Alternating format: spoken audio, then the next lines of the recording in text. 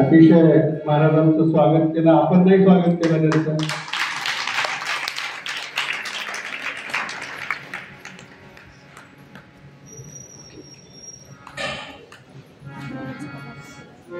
श्रीमद जगद्गुरुपंचाचार्य महाराज की जय. संत शोरी मन्मथस्वामी महाराज की जय.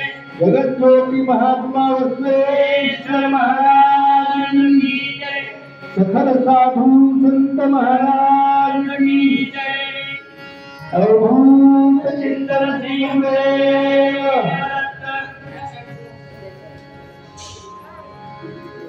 ओम नमः शिवाय. अधिष्ठान नटराज कला क्रीडा प्रतिष्ठान श्रावण मास तपोअनुष्ठान आध्यात्मिक समिती पिंपरी चिंचवड यांच्या संयुक्त विद्यमाने पवित्र मास श्रावण मासानिमित्त 21 दिवसीय शिवमहापुराण कथेचा आजचा 12वं पुष्प. सुरुवातीला आपण चर्चेकडे होतो, आता उतरतीकडे आहोत. म्हणजे कालचा दिवस जो होता तो मध्येच होता, आता कमी कमी. आजचा हे 12वं पुष्प गुंतवणार आहे या महाराष्ट्रातील नव्हे, आता भारतातील, कारण का त्यांच्या कथा आता महाराष्ट्रात नव्हे भारतात होत आहेत. आणि रोज आपल्यासाठी कुठून ना कुठून तरी फोन येत असतात की आम्हाला, म्हटलं आम्ही घेतलेली आहे कथा, आम्ही फक्त नंबर देतो, म्हटलं तुम्ही त्याच्याशी संपर्क साधावा. कारण का आपल्याला काशी क्षेत्रामध्ये सुद्धा निमंत्रण आलेलं आहे. 7 दिवसाची कथा आपल्याला काशी करायची आहे.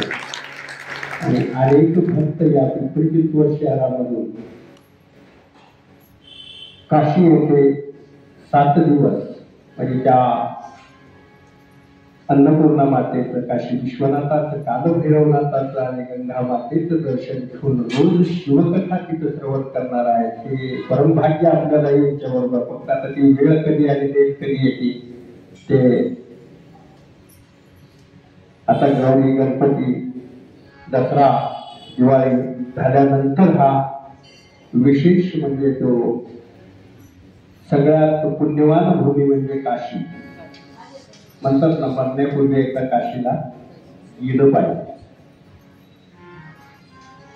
तर त्या काशी नगरीमध्ये सुद्धा त्याची कथा होणार आहे. अशा शिवभक्त पारायण सौभाग्यवती सरस्वतीताई गंगाधर स्वामी यांच्या या आजच्या 21 दिवसीय शिवमहापुराण कथेला प्रारंभ करताना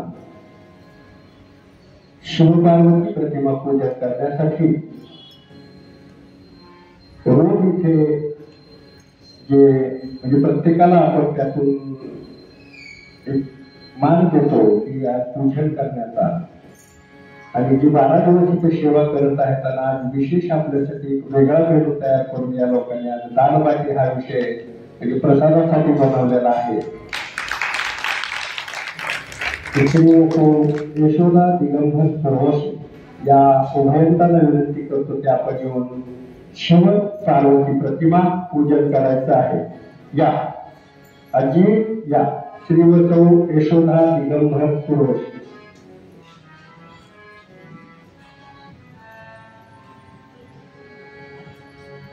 बघा वयस्कर आहेत असं वाटतं का? दिवसभर काम करतात, कथा ऐकतात, सर्व जे आपल्याला पाहिजे ते दिवसभरात घेऊन येतात.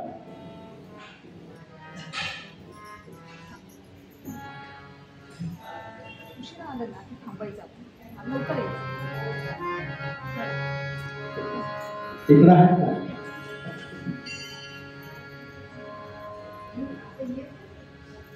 पाठीमागे या फक्त हार घाला आणि नमस्कार करा.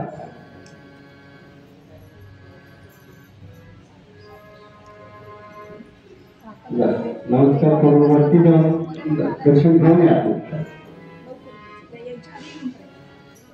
बाबा हो तुळस या इकडून दर्शन घ्या. त्याचा एक फोटो घ्या. कोण आहे का फोटोग्राफर?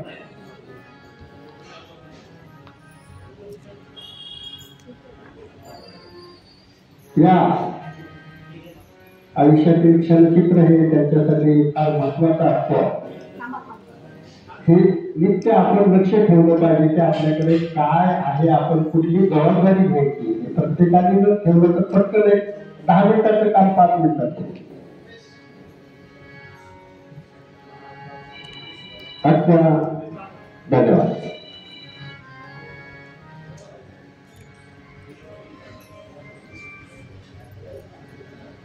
शिवमहापुराण ग्रंथ पूजनासाठी श्रीवसौ अलका शिवशंकर देशमुख या उभयांचा विनंती करतो की आपण शिवमहापुराण ग्रंथाचं पूजन करायचं आहे.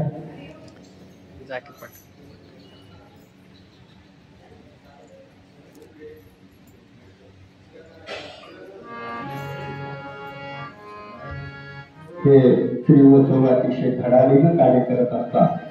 अख्खं कुटुंब त्या श्रावण महिन्याच्या जो होत असलेला एकोणदिवशी शिवमहापुराण कथेत सलग 1 महिन्यापासून ते सेवेमध्ये आहे.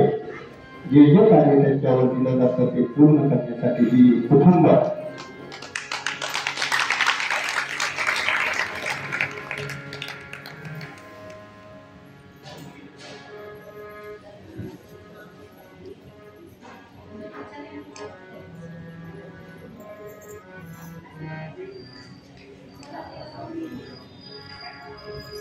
धन्यवाद.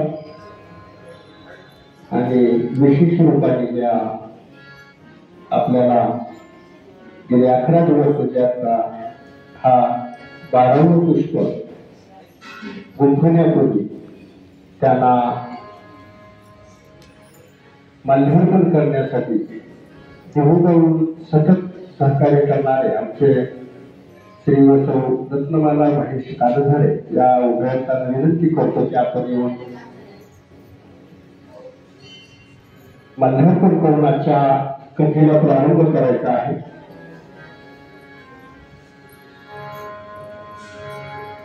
ते मिलिटरीमध्ये होते, पण मिलिटरीमध्ये म्हणजे देशसेवा करून आज धर्मसेवा ही ग्रंथ करत आहे. म्हणजे कारण काय आहे, मिलिटरीमध्ये 20 वर्ष सेवा करून देशाची सेवा करून आपलं रक्षण करून विशेष करून अशा होत असलेल्या धर्म कार्यामध्ये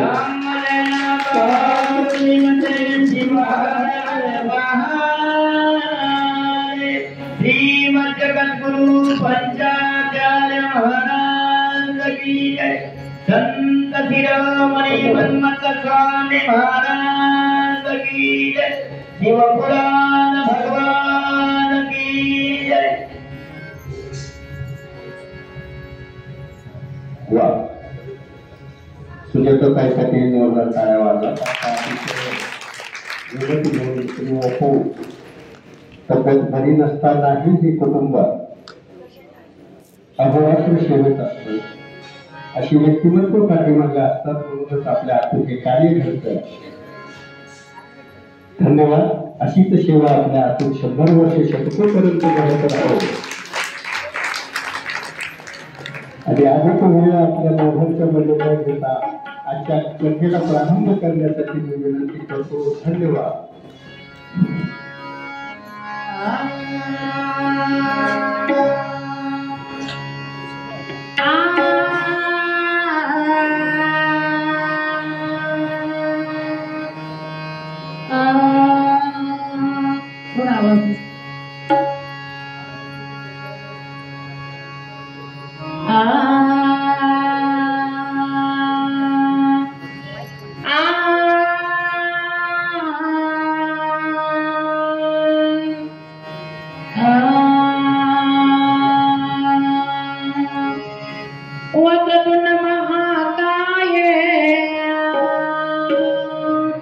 सूर्यकोटि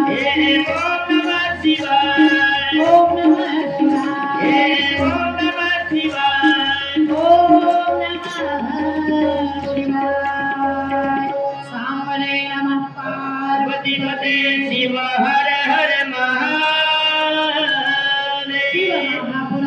भगवान की जय दत्तात्रेय भगवान की जय हर हर महादेव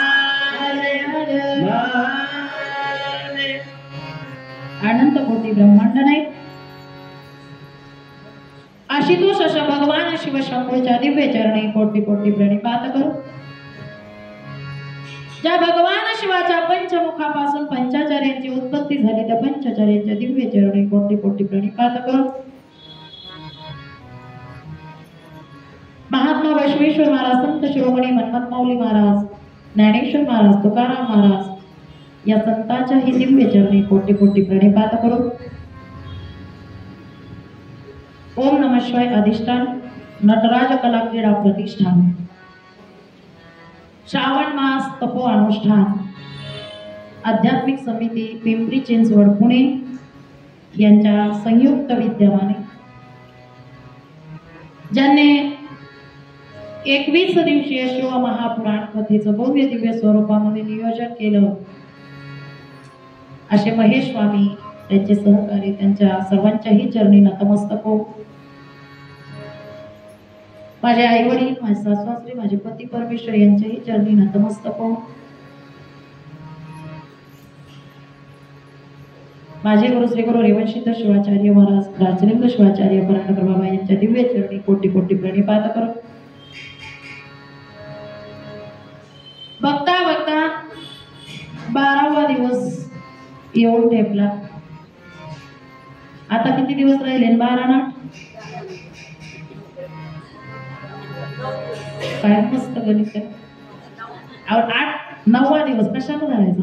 12 ना 20, 21वा निरोपाचा आहे की नाही? या शिव महापुराण कथेसोबत विविध कार्यक्रमाचा आम्ही सुद्धा सर्वांनी आनंद घेतला. सगळ्याला 7:30ची सवय झाली नाही.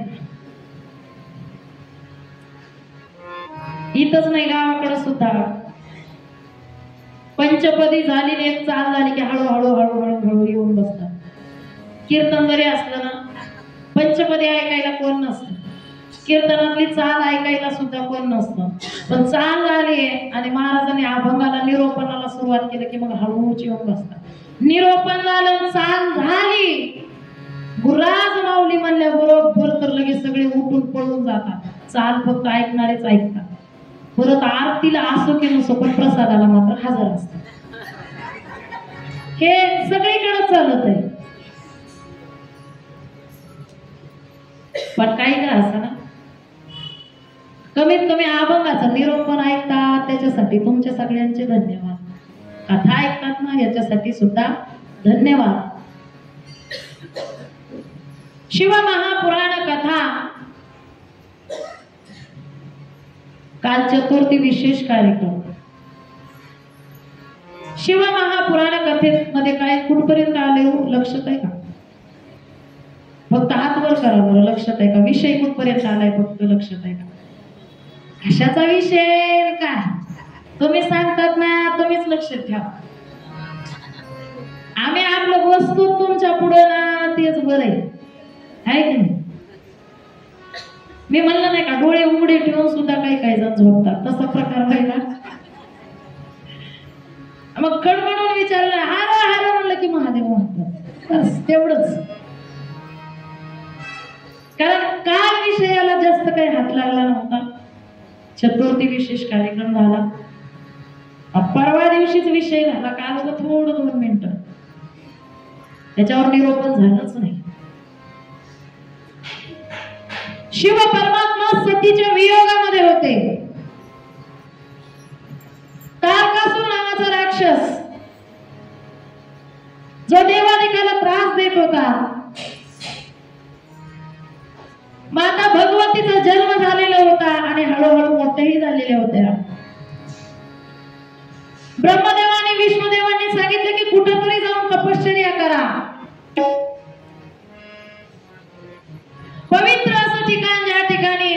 देवभूमी म्हणलं जातं ज्या ठिकाणी 5 प्रयाग आहेत, असं उत्तराखंडामध्ये देवभूमी आहे. हिमालय पर्वतावर तुम्ही जाऊन तपश्चर्या करा, ज्यामध्ये गंगा नदीचा उगम झालेला आहे. अशा ठिकाणी या देवभूमीमध्ये तुम्ही जा. देव म्हणले ठीक आहे, सतीच्या वियोगामध्ये तिन्ही लोकांमध्ये जरी फिरलात ना तरी तुम्हाला सतीचा शोध लागणार नाही. भगवान विष्णूने सांगितलं कुठंतरी जावा आणि तपश्चर्या करा, मन शांत करा. मनाला शांत करण्यासाठी परमात्म्याची भक्ती केली जाते, हा विषय होता. नामाचं सुद्धा एक साधन आहे ज्याला अंतःकरण शुद्ध केलं जातं, हा विषय होता. शिव परमात्म्यांना वाटलं खरंच स्वर्गलोक मृत्यूलोक पाताळमध्ये किती जरी फिरलं सती सती सती म्हणून, तर सती काय, सतीचा शोध लागणं कठीण आहे. काय केलं पाहिजे मग? पवित्र असं ठिकाण ज्या ठिकाणी गंगा नदीचा उगम झालेला आहे, अशा ठिकाणी त्या ठिकाणी देव तपश्चर्यासाठी गेले. महादेव तपश्चर्याला बसले. नारद मुनींनी जाऊन सांगितलं हिमालय राजाला, आओ तुमची पार्वती आता मोठी झाली, मुलगी मोठी झालेली, स्वतः आई वडिलांना कळत नाही. मुलगी लग्नाला आलेली दुसऱ्यांनी सांगावं लागतं का? किती जरी मुलगी मोठी असली ना तर आई वडिलांना लहानच असत, लग्नायोग्य झाली असं वाटतच नाही. हिमालय राजाला सुद्धा जाऊन सांगितलं आता मुलगी मोठी झाली, शिव परमात्म्याच्या सेवेसाठी द्या. हिमालय राजा शिव परमात्म्याकडे गेले. देवा अहो पार्वतीला सेवेसाठी ठेवून घ्या. देव म्हणले ही काय सेवा करणार? काही नाही, तुमची साक्षात सेवा करण्याची संधी मिळाली नाही, हेच आमचं परम भाग्य. ठीक आहे म्हणले. पार्वती माता शिव परमात्म्याची सेवा करू लागल्या. सेवा कोणती होती? शिव परमात्म्याला बिल्वपत्र आणून देणं, काय साफसूफ करणं, 4 प्रकारे सेवा हमेशा सांगत असते. आणि जवळपास कथेमध्ये 2दा सांगितल्या सुद्धा. देवाचे असो की गुरुचे असो 4 प्रकारे सेवा केली जाते, ज्यामुळे गुरुदेव प्रसन्न करून घेतले जातात. गुरु आणि लिंग जंगमाची सेवा देई माझा देवा जन्मजय. सेवा सेवा सेवा म्हणजे काय नेमकं? अतिथी देवो भव. अतिथी देवो भव म्हणजे काय? माहेरचे का? अतिथी देवो भव म्हणजे साधू संत येते घरा, पुढचा दरवाजा बंद करा. बरोबर आहे का? साधू संत आले की पुढचा दरवाजा बंद करा. त्याच्याही पुढे जाऊ, साधू संत येते घरा, पुढचा दरवाजा बंद करा. गरम गरम शिरा आपल्या हात करून खा. अशी सेवा. ही सेवा अतिथी देवो भव म्हणता येईल का? तशी नाही. तशी नाही तर मग कशी? माहेरची येते घरा, गरम गरम भजे तळून खा, अशी का? तशी सुद्धा नाही. साधू संत आल्यानंतर तन मन धन अर्पण करून जी सेवा केली जाते ती अतिथी देवो भव. मग 4 प्रकारे सेवा माझी पार्वती माता करू लागली. अप्त सेवा, स्थान सेवा, ज्या ठिकाणी शिव परमात्माच्या गुफेमध्ये आहे ते ठिकाण स्वच्छ करणं, स्वच्छता ठेवणं. मग अंगसेवा, ज्यामध्ये शिव परमात्म्याच्या पूजेला काही साहित्य लागतं ते देणं. पूजा एक प्रकारची आहे का? मूर्ती पूजा आहे, पार्थिव लिंग पूजा आहे, स्फटिक लिंग पूजा आहे, स्थावर लिंग पूजा आहे, चरलिंग पूजा आहे, ज्यामध्ये इष्टलिंग पूजा आहे. पूजा एक प्रकारची आहे का? पण सगळ्या पूजामध्ये शिव परमात्म्याला या मासामध्ये, पवित्र मासामध्ये सर्वात प्रिय असणारी पूजा कोणती हो? स्थावरलिंग बर. अजून बाकीच्याला इकडल्या ग्रुप मधल्याला बोलता येत नाही, कारण पुढे रोहिणीताई बसल्या घाबरत येते पाठीमागची. बरोबर आहे का? कोणती पूजा श्रेष्ठ आहे? स्फटिक लिंग आहे, कोणती आहे? स्थावर लिंग आहे, चरलिंग आहे. या महिन्यामध्ये सगळ्यात श्रेष्ठ शिव महापुराणमध्ये आलेली आहे पार्थिव लिंग पूजा. पार्थिव लिंग कशाचं केलं पाहिजे? तुम्हाला काय किलोवर विकत माती मिळते? कुठली आहे कोणाला माहिती? शेतातली आहे का कुठली? काय टेकचीच माती मिळेल तुम्हाला माहिती का? टेकच तुम्हाला माहिती का नाही काय माहिती? बरोबर आहे. कशाची?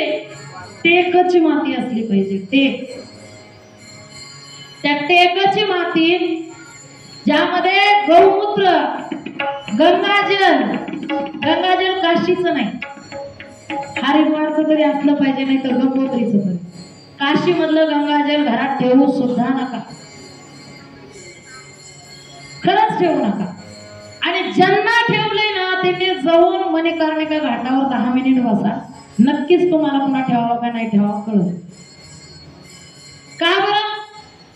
मणिकर्णिका घाटावरच एकदा बघून तरी या, मग तुम्ही ठेवणारच नाही. म्हणून काशी मधलं नाही ठेवायचं, एक तर हरिद्वार मधलं ठेवायचं, नाही तर मग गंगोत्री मधलं ठेवायचं, ज्यामध्ये गंगाजल आणि शुद्ध असं असलेलं जल, असं हे 3 घेऊन, ज्यामध्ये पार्थिव लिंग पूजा इतकी सुंदर आली शिव महापुराणमध्ये.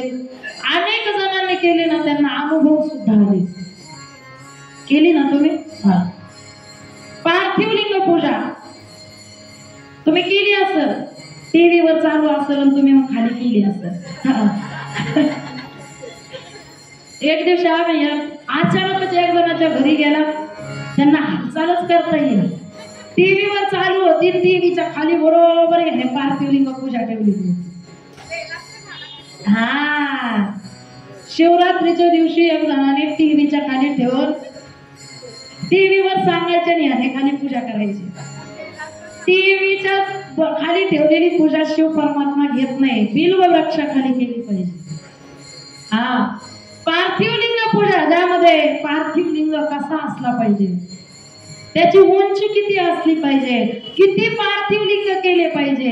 कमीत कमी 1100. श्रावण महिन्यामध्ये 1100 तरी झाली पाहिजे. आम्ही एक जणाच्या घरी गेला, रोहिणीताई, कुठं गेल्यावर काय बघायला मिळालं काय सांगता येत नाही. एकदा कीर्तनाला गेला, त्यांच्या घरी एवढी पिंड होती आणि ते टेकच्या मातीची पिंड केलेली होती. मी त्यांना विचारलं, आजी होत्या 100 वर्षाच्या तरी असते, आजी मला एवढी पिंड कशाची ठेवली? त्या म्हणल्या, किती केली असतील? 1.25 लाख पार्थिव लिंग केले होते म्हणल्या, आणि 1.25 लाख पार्थिव लिंगाच्या पूजेचा एक लिंग बनवलेला एवढा त्यांच्या. विचार करा, करणारे खूप भक्ती करतात. कमीत कमी तेवढे नाही झाले तर राहिले, जास्त नका करू.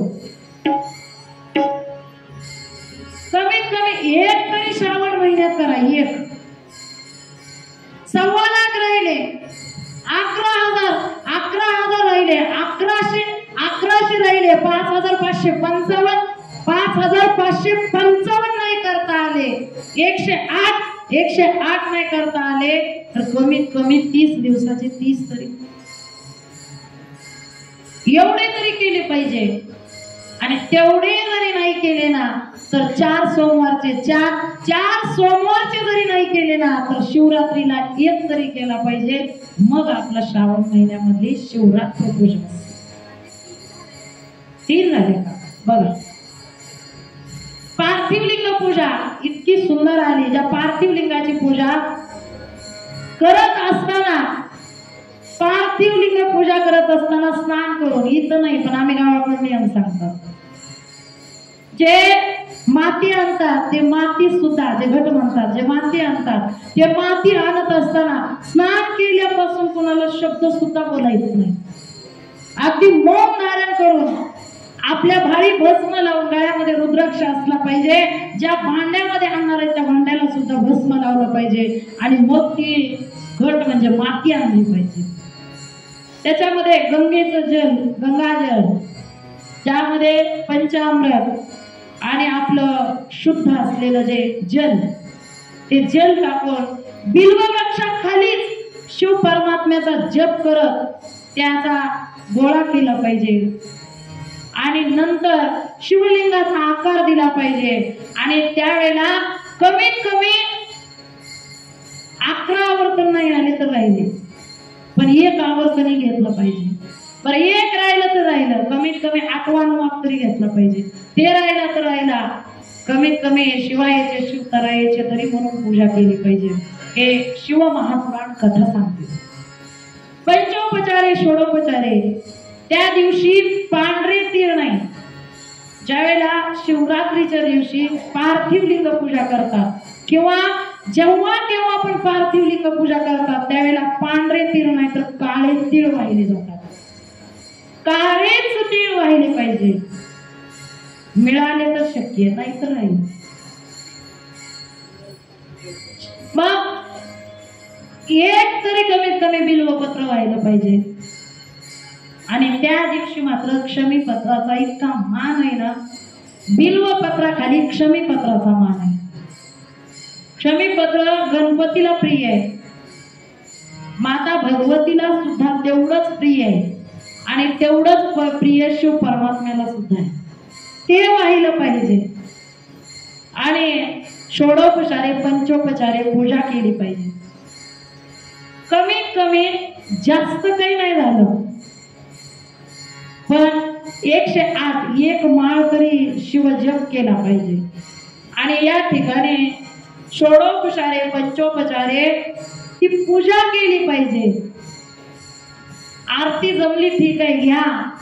या पद्धतीमध्ये ज्या 5 वृक्षाखाली ज्याची त्या दिवशी पूजा झाली पाहिजे असे 5 वृक्ष जवळ तरी असले पाहिजे. पहिली गोष्ट आहे आवळा.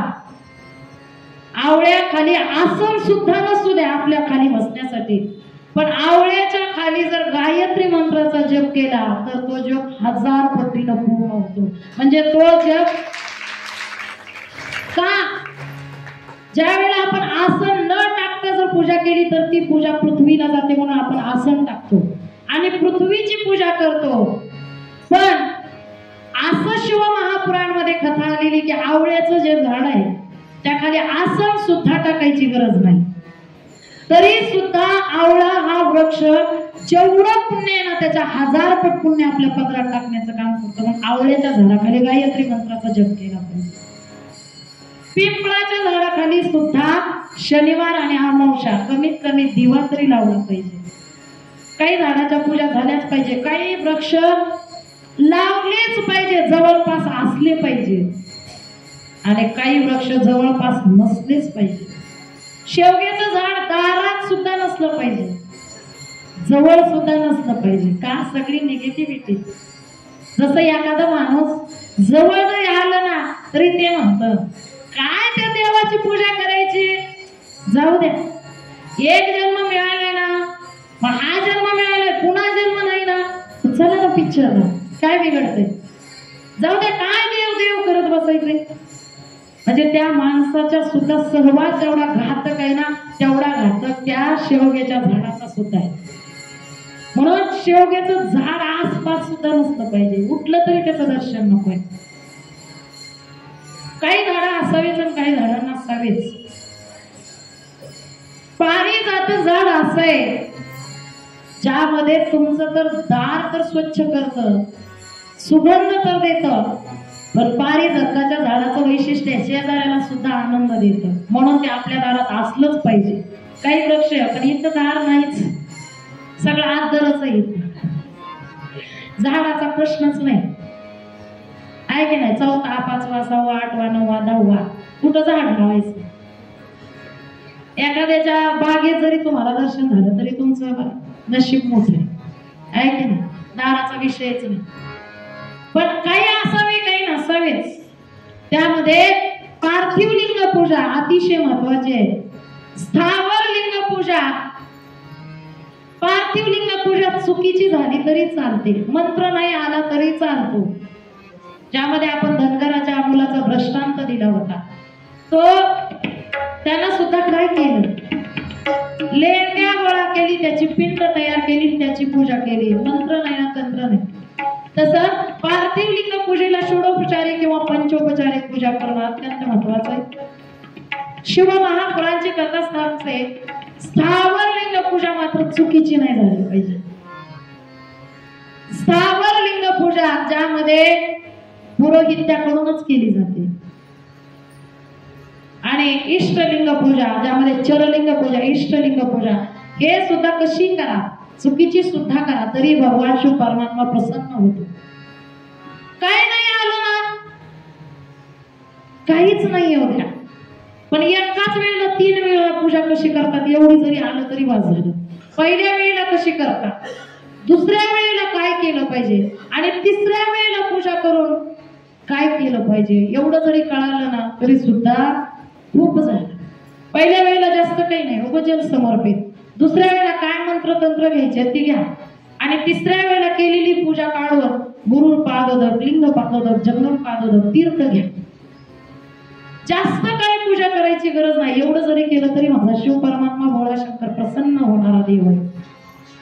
स्फटिक लिंग पूजा अनेक, ज्यामध्ये कोणतेही करा, पण ज्या वेळेला श्रावण महिन्यामध्ये एक तरी दिवस पार्थिव लिंग पूजा, ज्यामध्ये अनेक जण म्हणतात इष्टलिंग आहे पण पार्थिव लिंग काय करायची गरज आहे. त्यावेळेला इष्टलिंग जरी असला तरी सुद्धा बिल्व वृक्षाखाली पार्थिव लिंग पूजा ही शिव महापुराण मध्ये आलेली, अतिशय सुंदर आहे. अशी पूजा त्या भोळ्या शंकराची सेवा करण्यासाठी माता पार्वती सेवेसाठी गेल्या. खरं सांगू का, एक तुम्हाला दृष्टांतच देईल. तुम्ही पार्थिव लिंग पूजा करायला तरी लोक म्हणतात आतापर्यंत मंदिरात आली नाही आणि बिल्व वृक्षाखाली महादेवाची पूजा करायली, काही नवीन कुठला तोटका काढलाय का काय, बरोबर आहे का? बरं ते जाऊ द्या, कधीच तुम्ही एक लोटा जेल घातलं नाही. कुठली तरी कथा ऐकली आणि तुम्हाला कळालं की एक लोटा जेल घातल्यानंतर सगळ्या समस्याचा हल होतं, मग चला एक लोटा जेल घालू. लोक म्हणतात करून करून भाकली देव भक्तीला लागली, तरी चूक लागू देत नाही. मग काय केलं पाहिजे, पूजा सोडून दिली पाहिजे का? जशी मनाला येईल तशी. बोलणारे बोलतच असतात. देवाला बोलले तुम्हाला तुमचं माझं काय, देवाला सुद्धा सोडलं नाही. एकदा शिव परमात्मा नंदीला घेऊन सोबत निघाले आणि पार्वती मातेला म्हणले तू माझ्या बाजूला चल. नंदीवर स्वतः बसले. पार्वतीला बाजूला चलायला सांगितलं. एक गाव आलं, त्या गावामधले लोक म्हटले देवा तुम्ही देवासारखे देव तुम्हाला शोधते का? देव म्हणले कस काय? आओ म्हणले बायकोचा आदर केला पाहिजे. तुम्ही पुरुष असून वर बसला तर पार्वतीला चलवायला हे बरोबर आहे तुमचं? देव म्हणले मग काय करावं? आओ म्हणले पार्वतीला बसवा तुम्ही, चला हे बरोबर आहे का? देव म्हणले ठीक आहे. देव म्हणले देव भोळा शंकर आहे. देव म्हणले ठीक आहे. पार्वती मातेला नंदीवर बसवलं आणि दोरी आपल्या हातामध्ये घेतली, नंदीला बांधलेली आणि देव चालायला सुरुवात केली. पुढे गाव आलं आणि गाव आल्यानंतर काही जण म्हणले देवा आम्हाला वाटलं मृत्यू लोकातच आहे काही की असं, पण देव लोकांमध्ये सुद्धा असं आहे म्हणल्यावर आमचं बरंच आहे. मग का बायकोला घेतलं खांद्यावर, असंच का देवा असं आहे का? देव म्हणले काय झालं? आवो बायकोला वर बसवायचं तुम्ही हे बरोबर नाही देवा. एवढं बायकोला डोक्यावर घ्यायचं नाही, हे बरोबर नाही. ज्याची जागा त्याला दाखवलीच पाहिजे. देव म्हणले हे काय चुकीचं आहे का? बरोबरच आहे ना, हे तर काय चुकीचं आहे का?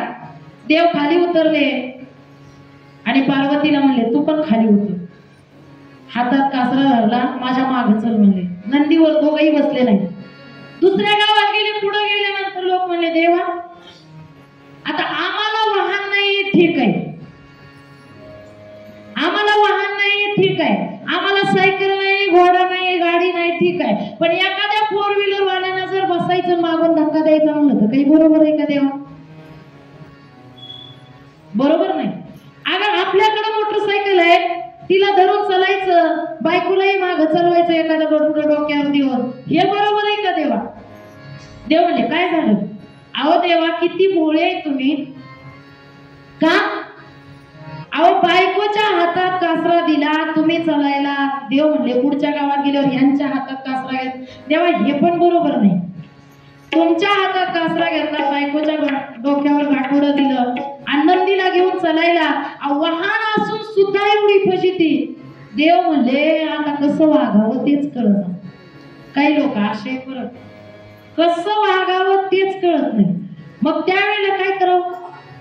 कान आहेत पण ऐकू येत नाही, डोळे आहेत पण दिसत नाही, तोंड आहे पण उत्तर देता येत नाही, बुद्धी आहे पण काही समजत नाही, चित्त आहे पण त्यांनी गोष्टी सांगितलेल्या चिंतन होत नाही. मग ऐकू येत असताना सुद्धा ऐकू येत नाही, म्हणून जसं आहे तसं चालण्यातच मजा आहे. हर हर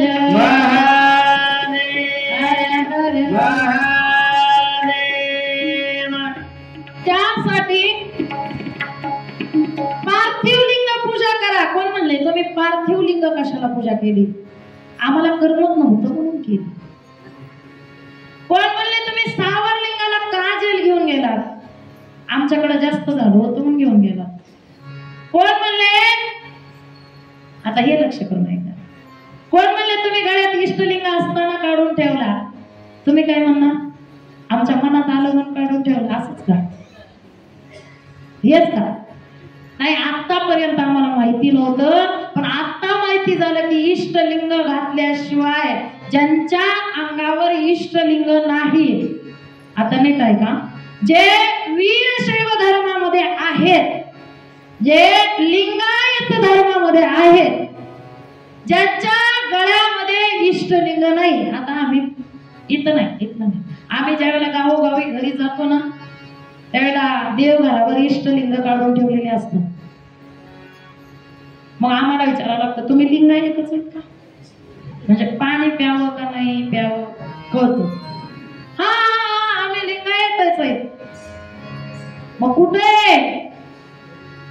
आजच तुटलं, आज आता तुम्ही यायला तुटायला एकच वेळ झाली, बरा मुहूर्त गाठला आहे की नाही? आजचाच बरा मुहूर्त गाठला लिंगाने सुद्धा. बघा लक्ष करून ऐका. स्थावर लिंगाला एक लोटा जल घाला, काही अडचण नाही. पार्थिव लिंग बिल्व वृक्षाखाली करा, काही अडचण नाही. पण जर तुम्ही लिंगायत असून लिंग काढून जर स्थावर लिंगाची पूजा कराल तर माझा भगवंत तुमची पूजाच घेत नाही. देव म्हणतो अरे तुला कळत नाही का? ही उत्पत्ती काढून तिकडे ठेव, तिकडे.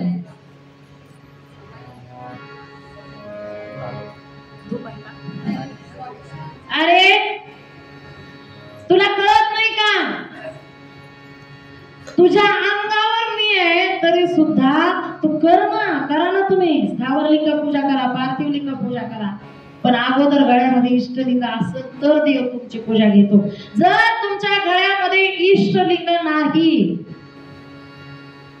आणि तुम्ही जर त्या भगवंताला पंचामृत म्हणजे 5 अमृत एक ठिकाणी करून, आता नाही, आता लोक जागीरदार झाले, एक ठिकाणी 5 अमृत नाही, एक मधाची बॉटल, एक वाटी तूप, एक वाटी दही, एक वाटी दूध आणि एक वाटी साखर घेऊन जातात का? आमच्याकडे भरपूर आहे. पहिले लोक तसे करत नव्हते.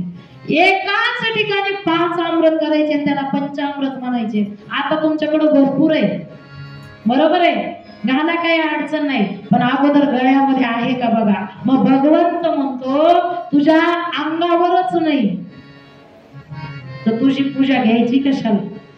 बरोबर आहे का? अंगावरील लिंग तुला भीती कोणाची? थोडा थोड कल्पना ही मनाची, अंगावरील लिंग तुला भीती कोणाची? थोडा थोड कल्पना ही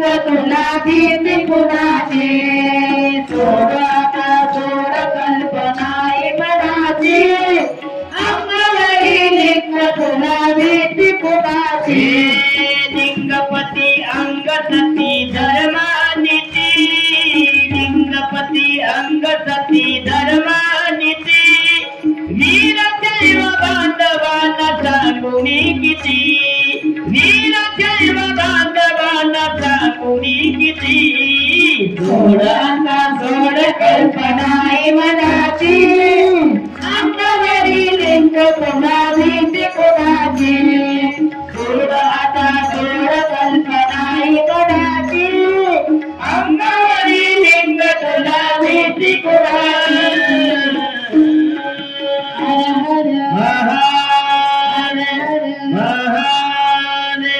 लिंगायत असो की नसो असं नाही की लिंगायत लोकांनीच फक्त भस्म लावावं ज्याच्या बाळी भस्म आहे ना त्याला यम सुद्धा घाबरतो मग तो लिंगायत असो की नसो देव काय बघत नाही हा लिंगायत धर्मात मधला आहे यानेच फक्त लावा असं नाही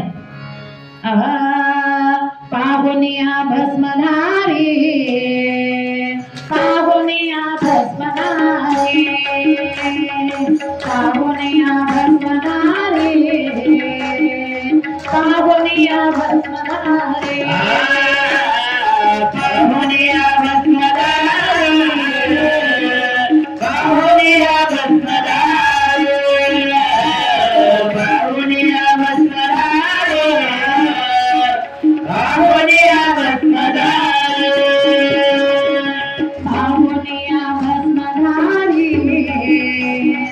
पाहुनिया भस्मधारी पाहुनिया भस्मधारी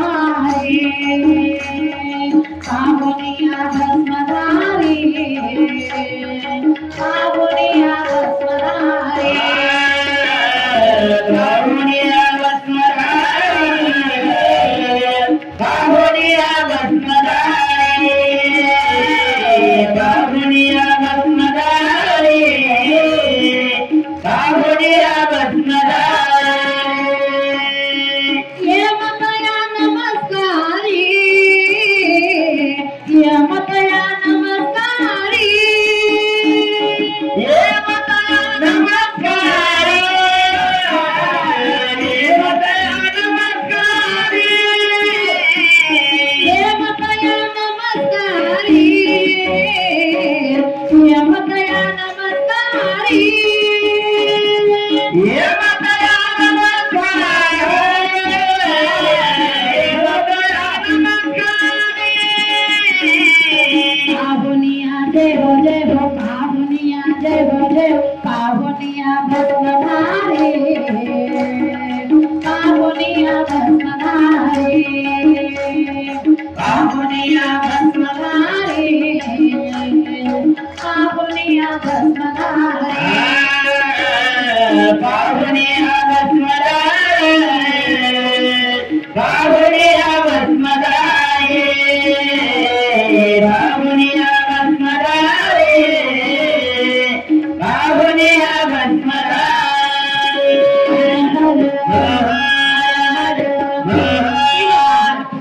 भगवान की जय कोण यम यम सुद्धा नमस्कार करतो म्हणून प्रत्येकाने भस्म लावलं पाहिजे लिंगायत असो की नसो हा शिव परमात्म्याची पूजा माता पार्वती करू लागल्या शिव परमात्म्याची शुद्ध अंतकरणाने अगदी 4 प्रकारे माता पार्वती पूजा करू लागल्या शिव परमात्मा ध्यानाला बसले इंद्राचं राज्य घेतलं होतं कोणी तारकासुराने इंद्राला वाटलं माझं राज्य गेलं आणि देव मस्त आपलं कुमारिका सेवेने देव मस्त बोलले पूजा करू लागले आमचं राज्य गेलं देवादिकाला पूजा करू देत नाही तारकासुर नावाचा राक्षस ऋषी मुनींना यज्ञ होम हवन तपश्चर्या करू देत नाही आणि देव मस्त पूजेला बसले देवाची पूजा ही तपश्चर्या भंग केली पाहिजे कुणाची मदत घेतली कामदेवाची मदत घेतली कामदेवाला सांगितलं 5 म्हणले ठीक आहे. कोणावर सोडायचे? शिव परमात्म्यावर. कामदेव म्हणले नको रे बाबा. का? मैत्री आहे. पण मैत्री जरी असली तर किती असावी हो? किती असावी मैत्री? कामापुरती हा बाबा शिव परमात्म्यावर बाण सोडायचे. मैत्रीमध्ये कधी कधी आपण किती स्वतःचं नुकसान करतो कळत नाही. कोणाची मैत्री झाली? मैत्री झाली बेंडकुळीची उंदराची. दोघा जणांची मैत्री झाली. इतकी मैत्री झाली, इतकी मैत्री झाली. पण एक आहे, बेंडकुळीला ईर्ष्या निर्माण झाली. कुणाविषयी? उंदराविषयी. का? उंदीर 5 मिनिटात घरात जातो, 5 मिनिटातून घरातून बाहेर येतो, मनाला वाटेल तसं खातो, पुन्हा बाहेर येतो आणि मला मात्र दारातच बसावं लागतं रॅम रॅम करीत. काय माझं नशीब आहे म्हणली. पण मी हार नाही मानणार. उंदराला धडा शिकविल्याशिवाय राहत नाही. दादा, अरे आपण दोघं मित्र आहे. उंदीर दादा म्हणला. दादा म्हणायला उशीर दादा बरोबरच.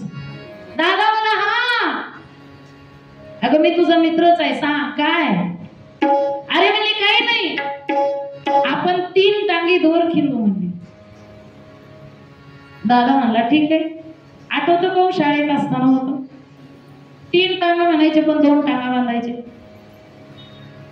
मग अरे म्हणले काही नाही, तुझ्या एका पायाला बांधायचं, माझ्या एका पायाला बांधायचं आणि मस्त उड्या मारत खेळायचं. याला 3 टांगे. उंदीर म्हणला एवढंच ना, ठीक आहे मग काय अडचण नाही. बेंडकुळी चालाक होती. ईर्ष्या निर्माण झाली. सूड घ्यायचा ठरवलेला होता. त्याच्या एका पायाला बांधलं, आपल्या एका पायाला बांधलं आणि सांगितलं आता उड्या मारूच. थोड्या उड्या मारल्या म्हणजे दादा इथं नाही मजा येते. गावाच्या कडेला एक विहीर आहे, त्या विहिरीच्या काठावर उड्या मारू. उंदर अगदी मनानं स्वच्छ होता, त्याच्या मनातच काही नाही. चल ना मग. हिला माहिती होतं मला पोहता येते पण याला पोहता येत नाही. ठीक आहे. दादा म्हणले मी तुला वाचवते, फक्त आपण दोघांनी एक साथ 1 2 3 म्हणून खाली उडी घ्यायची. उंदीर म्हणला अगं मला पोहता येत नाही. अरे मी आहे ना, आतापर्यंतची मैत्री काय कामाची? तुला वर काढण्याची जबाबदारी माझी आहे. उंदीर म्हणला विश्वासाने ठीक आहे. मग 1 2 3 म्हणल्याबरोबर दोघांनी ही विहिरीत उडी घेतली. विहिरीत उडी घेतली आणि उंदीर झटपटा करू लागला. त्यावेळेला म्हणली असाच माझा जीव व्हायचा. ज्यावेळेला तो घरात जायचा आणि यायचा ना, यायचा आणि यायचा, जायचा यायचा, मला असंच वाटायचं मला कधी जाता येईल घरामध्ये. पण तू एक दिवस म्हणला नाहीस मी तुला घेऊन जातो, आता मी पण तुला वाचवतो. आनंद घेऊ लागली बेंडकुळी. थोड्याच वेळामध्ये उंदीर मेला आणि पोहून वर आला. वर आल्यानंतर बेंडकुळीला एवढा आनंद झाला, म्हणजे आता कसं काही बरं जाणं. आनंदामध्ये एक काम राहूनच गेलं, ती म्हणजे पायाची दोरी सोडायची. आनंद एवढा घेऊ लागली तेवढ्याच वेळा ते घार आली. घारीनं बघितलं की उंदीर आणि तिथं आजचा तर नाश्ता सरळ झाला. बेंडकुळी पटकन जाऊन पाण्यात बसली, म्हणजे आपला नाश्ता होऊन जायचा. पण नेमकं काय राहिलं होतं? पायाची दोरी सोडायची राहिली होती. उंदीर वर आला, गाडीनं झपाटा मारल्या बरोबर बेंडकुळी सुद्धा कुठं गेली? नाश्त्याला गेली. बरोबर आहे का? याला म्हणतात ईर्ष्या. मग तशी इंद्रदेवाला सुद्धा झाली होती ना. काय देव आहेत, किती ऋषी मुनी किती त्रास काढू लागले. तारकासूर नावाचा राक्षस किती त्रास द्यायला, आणि देव पार्वती मध्ये मग्न झाले. काय करावं देवाला? कामदेवाला बोलून घेतलं. 5 बाण सोडायचे. कामदेव म्हणले दुसरं कोणी असतं तर सोडले असते, पण बाण सुद्धा त्यांनीच दिलेले. शक्य नाही म्हणले. इंद्रदेव म्हणले मग मी श्राप देईल. कामदेव म्हणले इकडेही मरण आहे तिकडे त्याच्यापेक्षा चला. कामदेव रती सोबत तिथं गेले, ज्या ठिकाणी शिव परमात्मा ज्या ठिकाणी शिव परमात्मा तपो अनुष्ठानाला बसलेले होते, पार्वती माता त्यांची सेवा करत होत्या, त्या ठिकाणी कामदेव गेले आणि कामदेवानी लपून एक बाण सोडला. देवावर काही फरक आहे? काही फरक नाही. दुसरा सोडला आणि तिसऱ्या बाणालाच देवाने तिसराच डोळा उघडला. समोर बघितलं कोण आहे? कामदेव. इतका राग आला, देवाने जागीत जाळून भस्म करून टाकलं. तिसरा डोळा उघडला, जागी जाळी भस्म करून टाकलं. पण रती शिव परमात्म्याची भक्ती करणारी होती. रती समोर आली, रडू लागली, आक्रोश करू लागली. तेव्हा म्हणली, इंद्रदेवाने सांगितलं. देव म्हणले सांगितलं म्हणून मग माझी तपश्चर्या भंग करायची का? देवा म्हणले मला माहिती नाही, पण मला माझा पती जिवंत पाहिजे. देव म्हणले ठीक आहे. देव भोळे होते आणि रतीला तिचा पती परत देऊन टाकला, कामदेवाला जिवंत केलं. आणि ज्या वेळेला आपण नारद मुनीची कथा घेतली होती ना, नारद मुनीवर माया चालली नव्हती का? तर शिव परमात्म्याने त्या ठिकाणी जाऊन तपश्चर्या केली. पण कामदेवाला सांगितलं की तुझी माया या हिमालय पर्वतावर चलत नाही. आताही जावा तुम्ही हिमालय पर्वतावर, केदारनाथ मध्ये. माया तर लांब राहू द्या, आपण जिवंत येतात का नाही आपल्याला भरोसा नाही. का? तिथं माया मोह नाही. दोघांमध्ये जरी एवढा अंतर असला तरी कोण जाईल पत्ता नाही, एवढा तिथं भयानक आहे. कधी दरड कोसळणार काही सांगता येत नाही. म्हणजे एवढं, पण त्या ठिकाणी आनंद तेवढा असते, कारण भाग्यवंतालाच केदारनाथचं दर्शन होतं. त्या ठिकाणी सांगितलं की तुझी माया इथं चालणार नाही कामदेवाला. आणि कामदेव आणि रती दोघं शिव परमात्म्याला नमस्कार केला, आनंदामध्ये नाचू लागले, हर्षमध्ये हर्ष झाला. थोडासा हात वर करा. शिव माझा माझा माझा माझा माझा, शिव माझा मी शिवा. शिव माझा माझा माझा माझा,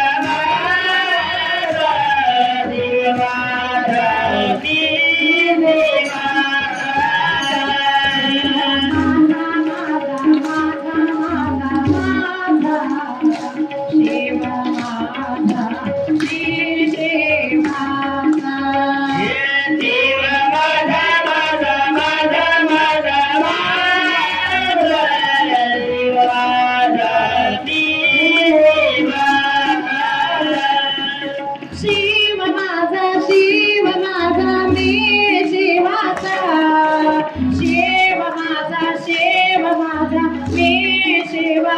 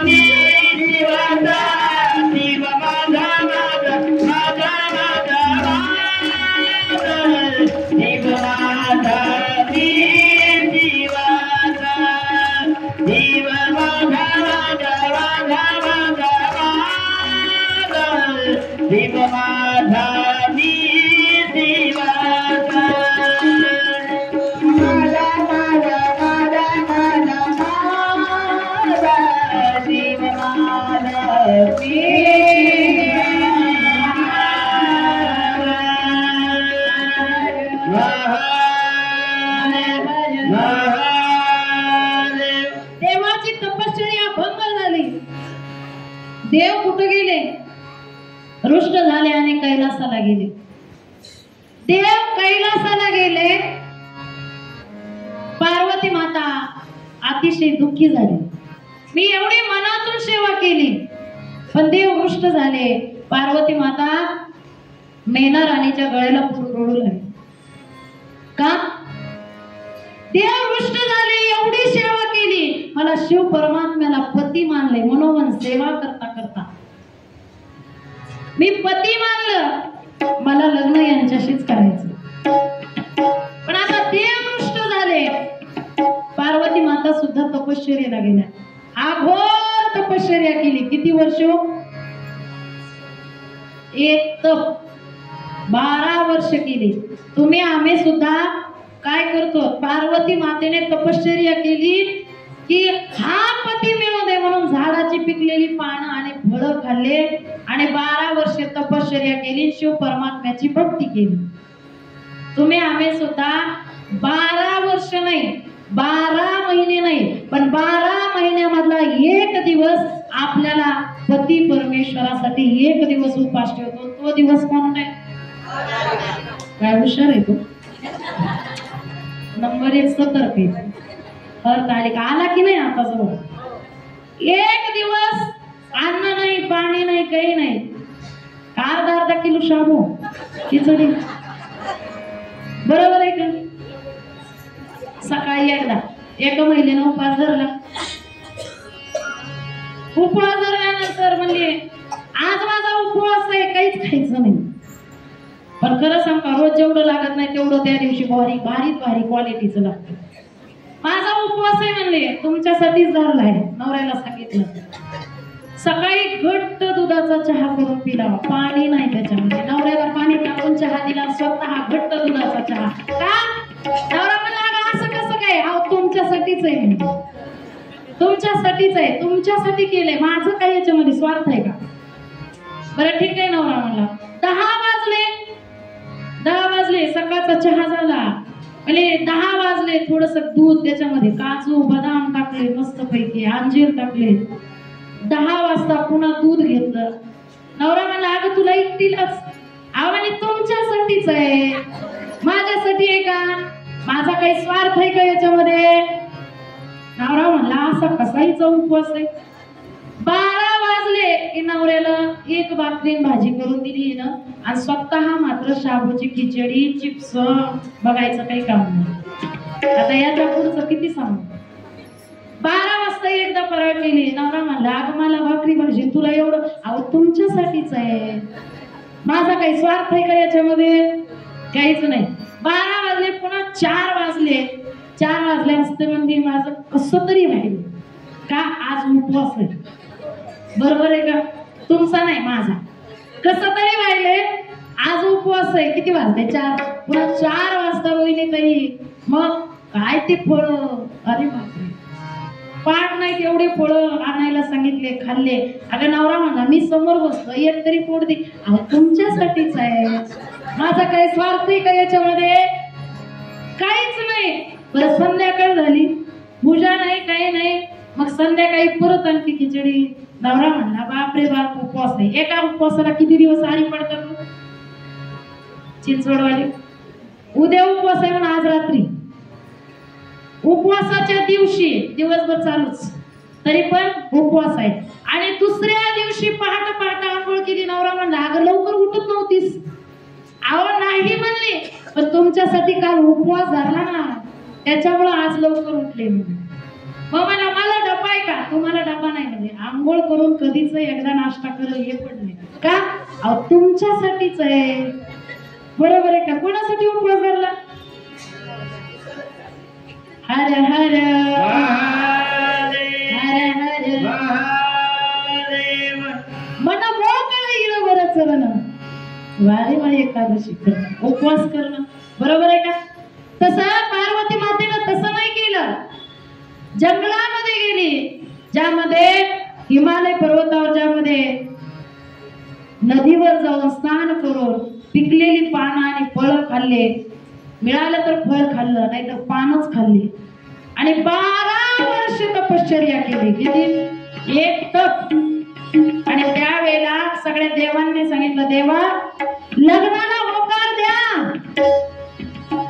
देव म्हणले नको रे बाबा. म्हणले का बरं नको म्हणले होते? कारण काय असतं? बसलेलं.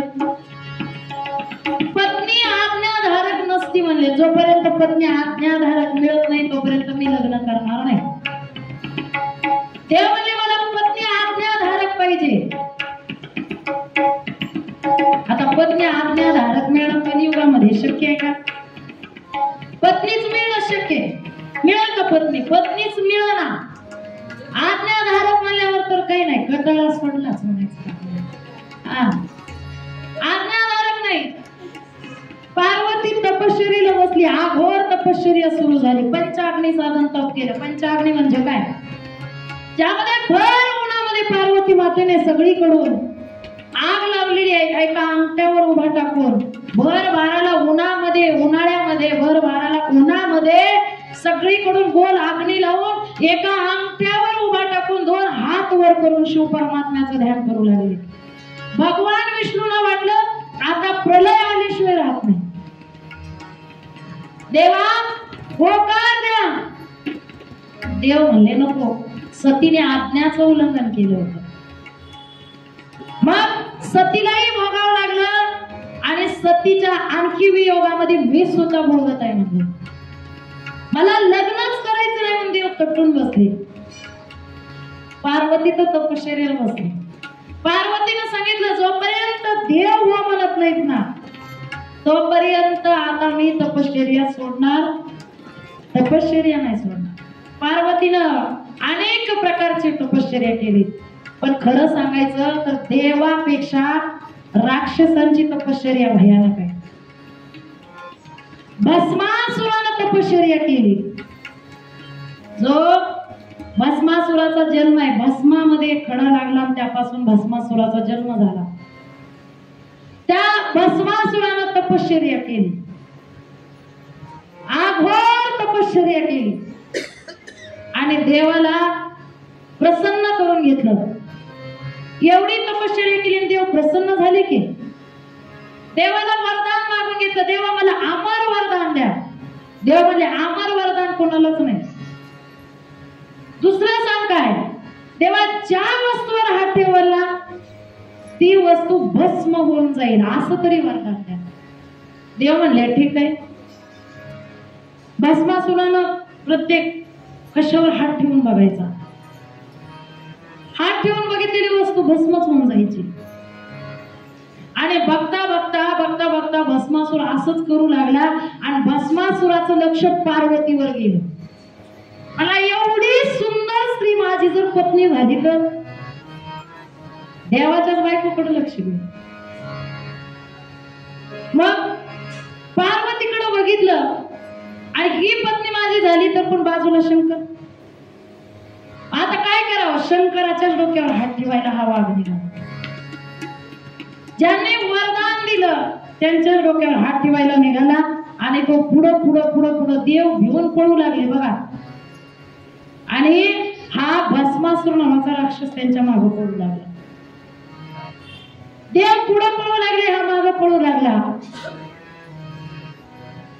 देवाने विष्णुदेवाने म्हणले देवा अहो किती कुणाला वरदान देतात, काय काय वरदान देतात, आता काय करावं इथं? पार्वतीनं विनंती केली काही करा, तुम्ही चतुराना नाही, तुमच्याकडे प्रत्येक समस्याचा हाल आहे, तुम्ही काही करा. मग देवाने मोहिनी रूप घेतलं आणि त्या ठिकाणी भगवान विष्णू मोहिनी रूप घेऊन आले. आता या ठिकाणी मोहिनी रूप घेतल्यानंतर काय म्हणले त्या पार्वतीमध्ये, तिच्यापेक्षा मी किती सुंदर आहे. भगवान विष्णूने मोहिनी रूप घेतलं, मी किती सुंदर आहे. हा त्यानं नाक सोडला. हो खरंच पार्वती सारखंच रूप घेतलं इथं. पण म्हणजे माझंही काय, मी लग्न करायला तयार आहे तुमच्या बरोबर, पण माझं एक म्हणणं आहे, मी जसं नृत्य करेल ना तसं नृत्य तुम्ही केलं पाहिजे. तो राक्षस भस्मासूर ठीक आहे म्हणला आणि भस्मासूर नृत्य करायला सुरू केलं. देवाने मोहिनी रूप घेऊन नृत्य करायला सुरू केलं. तसंच भस्मासूर सुद्धा नृत्य करू लागला. बघता बघता बघता बघता इथं हात ठेवला. भस्मासुराने सुद्धा हळूहळू हळूहळू हळूहळू आपल्या डोक्यावर हात ठेवला. का? मोहित झाला होता तिच्यावर आणि आपल्या मस्तकावर हात ठेवला कुणी? मोहिनी रूप घेतलेल्या भगवान विष्णूने, आणि या भस्मासुराने ठेवला आणि तो भस्म झाला. बघा, देवाने एवढे वरदान दिलेले. ज्या त्या वेळेला भगवान विष्णूने काहीतरी रूप घ्यायचं, तेव्हा किती भोळे आहेत तुम्ही, किती भोळे. जे म्हणाल ते देऊन टाकणारा देव म्हणजे भोळा शंकर. मागावं काय, फक्त लक्ष आपलं असलं पाहिजे. देवा, पार्वती हा घोर तपश्चर्या करत आहे, कठोर तपश्चर्या करत आहे. तुम्ही लग्नाला हो म्हणा. उद्या देवाचा शुभ विवाह. देव म्हणले ठीक आहे, ठीक आहे म्हणले. पार्वतीला सांगितलं जाऊन. आनंद झाला, इतका आनंद झाला पार्वतीला का मनासारखा वर मिळाला. आनंद झाला. आणि बघता बघता बघता बघता बघता बघता आता काय तुम्हाला आम्हाला उद्या आनंदच आनंद आहे का? अखिल ब्रह्मांडाचा नायक आशुतोष भगवान शिव परमात्मा, अखिल ब्रह्मांडाची जननी माता पार्वती यांचा शुभ विवाह उद्या. उद्याची शिव महापुराण कथा खरंच बघण्यासारखी. आनंद आहे, अतिशय आनंद आहे की नाही? आणि त्या आनंदामध्ये तुम्ही आम्ही सुद्धा आज बी आनंद घेणार आहे, उद्या पण आनंद घेणार आहे. आज पण घ्यायचं का नाही घ्यायचं?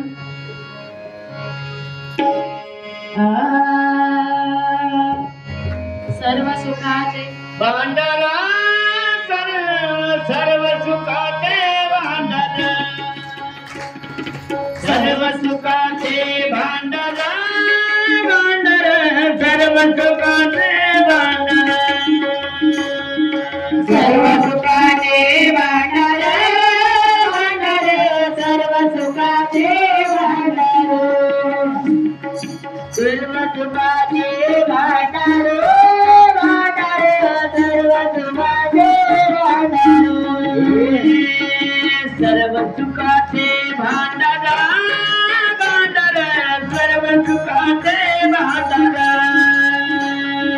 सर्व सुखाचे भांडारा, सर्व सुखाचे भांडारा, भांडारा, सर्व सुखाचे भांडारा, सर्व सुखाचे भांडारा, भांडारा, सर्व सुखाचे भांडारा, सर्व सुखाचे भांडारा, भांडारा, सर्व सुखाचे भांडारा, सर्व सुखाचे भांडारा,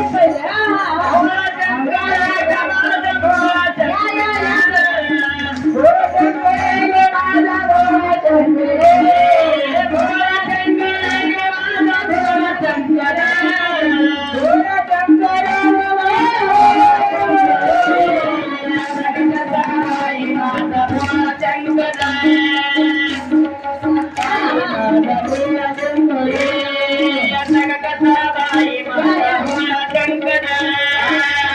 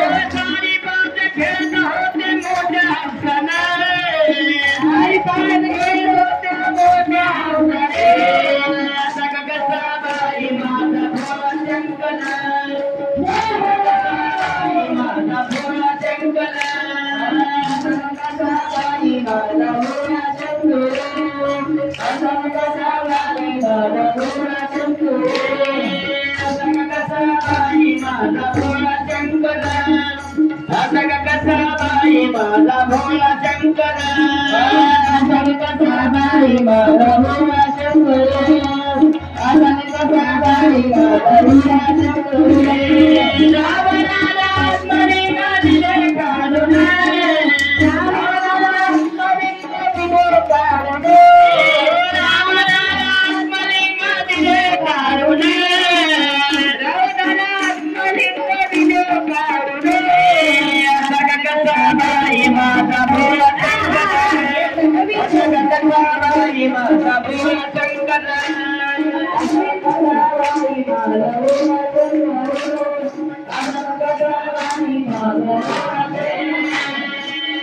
शंकर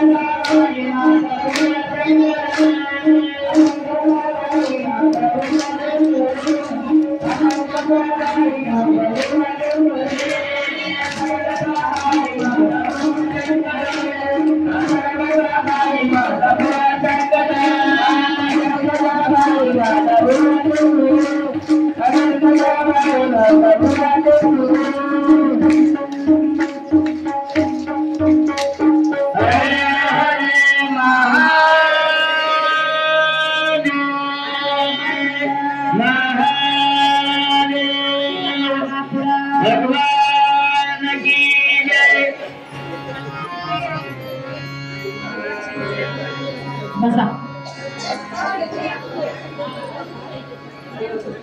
जिथं जागा मिळेल तिथं बसा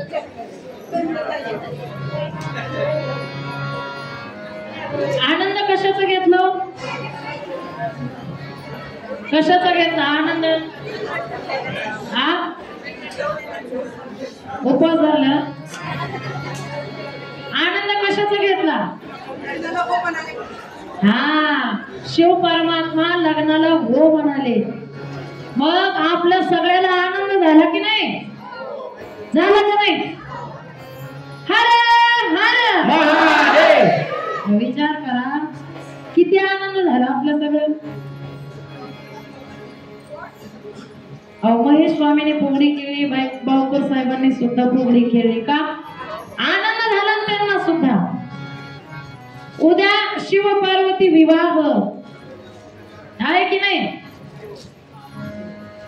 किती जणांकडे लहान लहान मुलं आहेत तिथं बसलेले पैकी 5 वर्षापासून 10 वर्षापासून पर्यंतचे 5 ते 10 त्या बाळा एवढे 12-13 वर्षापर्यंतचे 14 कुणाकडेच नाही सगळ्याचे मोठे हा 5 वर्षाचे मुलगा 5-6 वर्षाचे अहो देवाच्या लग्नामध्ये भूत सुद्धा होण्याचं भाग्य लागतं कारण देवाच्या लग्नामध्ये देव कुणी होईल पण देवाच्या लग्नामध्ये भूत होण्याची मजाच वेगळी हा जेवढा भूताना आनंद झालाय ना घ्या घ्या घ्या क्या बात है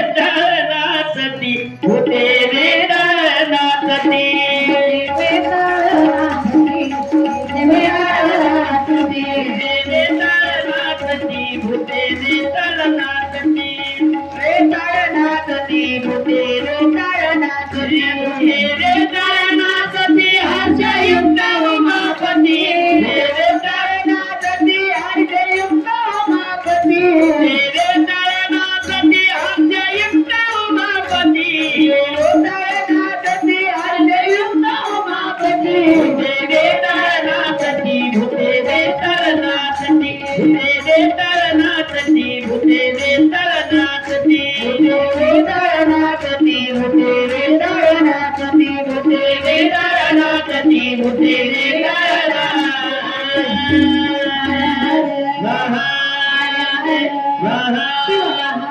भगवान की जय. बघा हर्षयुक्त उमापती देवाला सुद्धा आनंद होतो. भूत नाचल्याशिवाय लग्न होत नाही. मग ही नाचायची पद्धत आताचीच आहे का देवाच्या याच्यापासून? भूत कधी नाचत होते? इथं नाही, देवाच्या लग्नामध्ये. आता मग आता सुद्धा नाचतात की नाही? भूत नाचल्याशिवाय लग्न लागत नाही.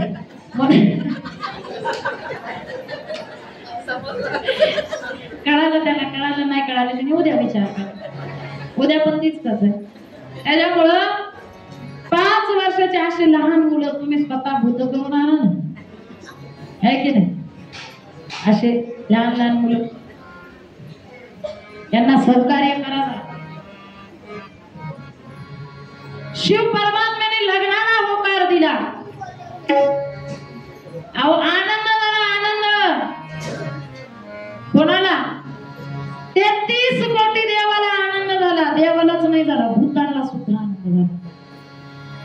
वेताळ, पिशाच, देव, मुनी, ऋषी, गंधर्व, अप्सरा आनंदित झाल्या ना. का? देवाने लग्नाला होकार दिला. देव आता सतीच्या वियोगामधून बाहेर येणार. सगळ्याला आनंद झाला. दुःखातून बाहेर येणार, वियोगामधून बाहेर येणार. देव जे तिन्ही लोकांमध्ये फिरत होते ना, आता देव सुद्धा आनंदामध्ये कैलासावर राहणार. सगळ्याला आनंद झाला. पार्वतीला जाऊन सांगितलं, बाई तुझी तपश्चर्या फळाला आली. का? शिव परमात्मा लग्नासाठी होकार दिला, पण देवाने आट घातली होती. आताची आटच वेगळी, पहिली आटच वेगळी. आता आट घालती कोण घालते? आता मुलगा नाही घाले, आता मुलगी घालते. काय घालती मुलगी आट? तुला आई वडील नसले पाहिजे, तुझे आई वडील माझ्या जवळ नसले पाहिजे, पण आई वडिलांचं सगळं तुलाच आलं पाहिजे. आपण दोघच जेवलं पाहिजे, आई वडील नसले पाहिजे. ऐक ना, आट आहे आत्ताची. पहिली आट कशी होती का? पहिली आट काय होती हो? सोनं मागायची. आता ते माग झाले. आट होती, त्या मुलीला आट असायची. पण आता तसं नाही. पार्वती देवाने सुद्धा आट घातली. काय? माझ्या आज्ञाचं उल्लंघन करणार नाही अशीच पत्नी मला पाहिजे. आणि तशीच पत्नी. पार्वतीला विचारलं, तू आज्ञाचं उल्लंघन करणार का? नाही देवा. पण लग्नाला होकार दिला महादेवाने. आणि लग्नाला होकार दिल्यानंतर काय सांगावं, आनंदी आनंद झाला. ब्रह्मदेव विष्णुदेव पार्वतीकडे आले. पार्वतीला सांगितलं, तू एवढी तपश्चर्या केली ना, ती तुझी फळाला आली. फळाला आली हे हिमालय राजाला माहित झालं. पण मेणाराणी तिनं विचारलं, जावई कसा आहे? कसा आहे काय? कर्पूर गौरम करुणावतार संसार सार भुजगे हे नहारम. हिमालय राजाने सांगितलं, कर्पूर गौरम, पांढरा शुभ्र कापरासारखा आहे. अगो बाई बाई बाई बाई, पार्वतीचं नशीबच. मग करुणावतार, करुणा म्हणजे मयाळू, दयाळू, कृपाळू असा शिव परमात्मा आहे. मग किती आनंद झाला. पण हिमालय राजाला पुढं नाही सांगितलं, भुजगेंद्रहार. नाही रे बाबा, तो कसा आहे? पांढरा शुभ्र आहे कापरासारखा. त्याच्या ना आधी कोणी आहे ना त्याचा अंत आहे, असा आहे तो. 33 कोटी देवामध्ये तो सृष्टीची रचना जरी करणारे ब्रह्मदेव असले, पालन जरी करणारे विष्णुदेव असले, त्यांच्याशिवाय काहीही होत नाही. असा तुझ्या पार्वतीचा पती. किती आनंद! साधा आनंद आहे का? इतका आनंद झाला, इतका आनंद झाला. काय सांगावं तुम्हाला, मेना राणी कल्पना करून झोपची ना तिला रात्रभर. काय माझ्या पार्वतीचं नशीब. उठली अर्धी रात्र झाली, पार्वतीकडे गेले, पार्वतीला गळ्याला लावून घेतलं. काय तुझं नशीब, काय तुझा नवरा किती सुंदर आहे बघ. माझ्या पार्वतीचं नशीब. देवाला कळालं, मेना राणीला गर्व झाला. मग गर्व कमी केला पाहिजे, गर्व झाला, अहंकार मनामध्ये आला. माझा जावई श्रेष्ठ. त्याच दिवशी सांगितलं, सासूला जावई म्हणलं की काही कळत. जावयाचा कार्यक्रमच अवघड आहे. एक आई होती, आईला काळजी असते ना. एक आई होती, अगं आई मी सासरवाडीला निघालो. बाई माझं लेकरू बोळं साळाय म्हणली. सासरवाडीत गेल्या गेल्या जेवायला मागल. काय करावं, तिनं म्हणली एवढे मुरमुरे बांधले आणि एका टॉवेल मध्ये बांधले अंगावरच्या उपरण्यामध्ये आणि सांगितलं बाबा कुठं जरी भूक लागली ना तर खा, आपण जेवायला काही मागू नको सासरवाडीत गेल्यावर. ठीक आहे, जसं माझ्याजवळ राहतो ना तसं राहू नको, जरा हुशार राहा. तो म्हणला ठीक आहे. सासरवाडीत निघाला बाबा. सासरवाडीत गेलं, जावई आला, सासूला आनंद गगनात मावून. माझ्या पुढे बसलेल्या, मला नाही आला पण तुम्हाला आलाय त्याला, ज्याला आलाय त्याला आनंद माहिती असेल ना कसा असतो. जावई येणार म्हणलं की 4 दिवस सासू जागेवर नाही, पळापळी चालू. मग सासू धावाधावीत विसरून गेली. चहा द्यायचं, पाणी द्यायचं, नाश्ता द्यायचं. याला तर भूक लागली, भूक सहन होत नव्हती. याला म्हणला आईनं सांगितलं होतं की मुरमुरे काढायचे आणि खायचे. असंच याला म्हणलं, आता या राहिला गावाकडचा असं करून खाणाऱ्या काही काय का असं केलं यानं आणि असं उचलून तोंडामध्ये घातलं की तोंड झालं गच्च. एवढ्याच वेळात कडी वाजली. दरवाजा उघडा. उघडा म्हणल्याबरोबर मेवना होता जरा मोठा कॉलेजचा. उघडा. त्यानं म्हणला अरे भाऊजीला गालफुगी झाली, गालफुगी झाली, गालफुगी झाली. सगळ्यांना बोलवलं ना. का गाल फुगलेली होती ना. चुरमुरेचं एक वैशिष्ट्य आहे, जोपर्यंत चावता येत नाही तोपर्यंत गिळता येत नाही, आहे की नाही मुरमुरे. मग गाल फुगलेली झाली. गावातले लोक आले. कोण म्हणलं अहो काय आहे, खाली मुंडकं वर पाय केलं ना बरोबर होते. कुणी उचललं जावं ना, खाली मुंडकं वर पाय केलं. ते एक जण म्हणलं असं नाही जमत, पांत घालून कचकच तुडवलं ना मग मात्र गालफुगी राहते. पांत घातलं, कचकच तुडवायला सुरुवात केली. मग नेमकं एक लहाना मेवणा होता 5वीला आणि त्याच दिवशी शाळेमध्ये विषय झाला, गालफुगी आली ना तर गरम गरम वीट करायची आणि गालावर ठेवायची. जावायचं काही साधा येईल तिच्या माहिती. सगळेजण नमाज आले. तेवढ्यातून हा पुढं शिरला, सगळ्याच्या पायामधून पुढं गेला. मला माझ्याकडे पर्याय काय, मला काही नाही, फक्त वीट गरम करायची आणि त्याच्यावर ठेवायची. वीट गरम करून ठेवणार तेवढ्याच वेळात त्यानं जोरात चिरकलांचे मुरमुरे होते ते तोंडावर आले. विचार करा, जावयाचे हाल काही साधे आहेत का? जावई काही साधा नाही, याच्या पुढे आणखी भरपूर आहे. पण इतका आनंद मेना राणीला सुद्धा झाला. काय माझ्या पार्वतीचं नशीब आहे, किती माझी पार्वती महान आहे. कसाय जावाई कर्पूर गौरम, कापरासारखा पांढरा शुभ्र आहे. काय तिन्ही लोक ज्यामध्ये ज्या माझ्या जावायला पाहिजे ती त्याच आहे. पण राहिला घर सुद्धा नाही. तिला माहिती होतं का पार्वती आनंदामध्ये अहो कुठं राहतो. हिमालय राजा म्हणला अगं कुठं काय विचारते, या सृष्टीमध्ये तूच आहे जिथं तिथं. हिला आनंद वाटला ना, एवढी सृष्टी त्याची म्हणजे याचा महाल किती मोठा असेल. आनंद झाला ना, किती मोठा महाल असेल, काय असेल की कल्पनाच तिची करवणार. तिला रात्रभर झोपी ना. पार्वतीला आनंदबाई किती काय तुझं भाग्य आहे. खरंच मी सुद्धा धन्य झाले, मला एवढा चांगला जावई मिळाला. आनंद झाला, मनामध्ये गर्व झाला.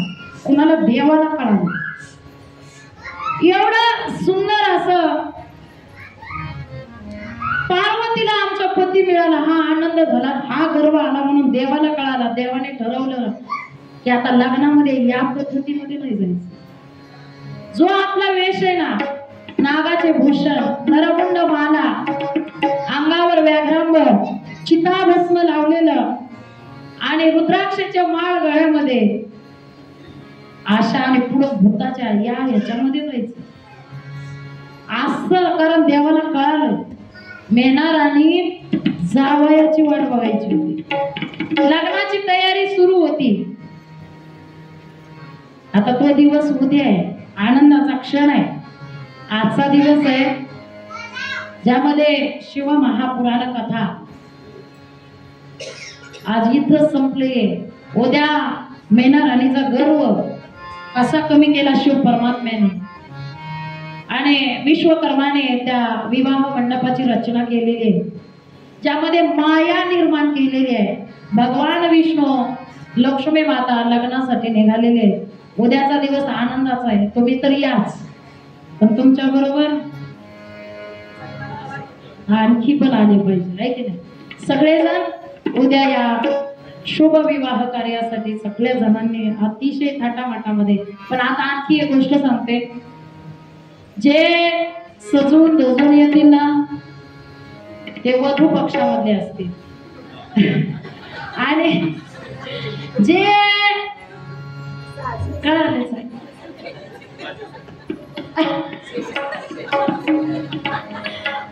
त्याच्यामुळे सगळ्या जणांनी उद्या कसं यायचंय,